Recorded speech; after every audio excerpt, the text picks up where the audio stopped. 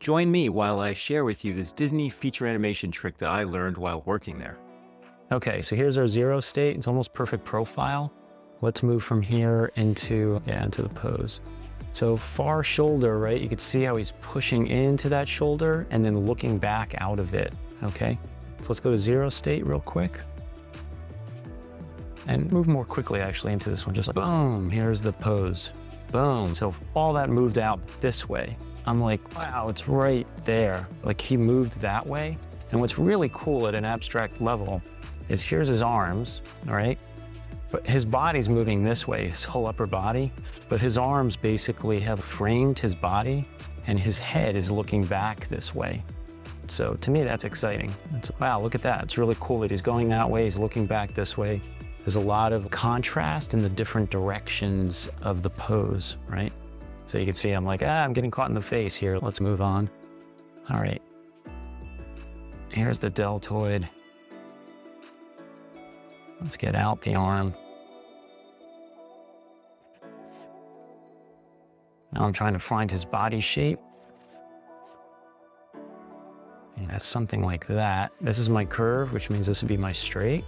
This is my curve for the stomach, which means there'll be some straight there.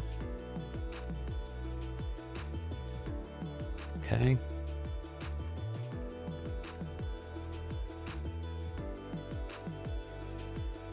Here's my straight to curve for the arm.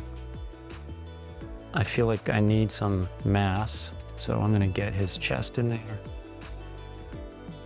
You can see the shape, even something like the chest, it's still shapes. Forceful shapes, that's the trick.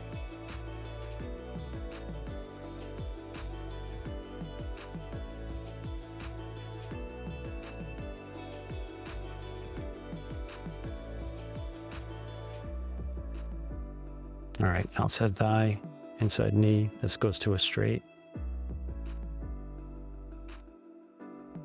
I noticed that his leg is too far over here because there's no negative space, so I can see it's getting too wide. It's more like that. Again, that's why silhouette is super, super important. So I can deal with the shaping here now. I can go here, we can get the bicep in there, the forearm. As long as it doesn't overpower the initial curve, we're fine. His hand has this interesting thing going on.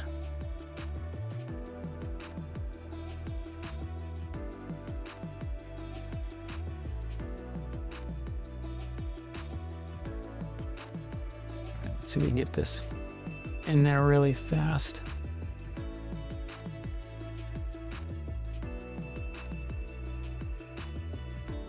All right.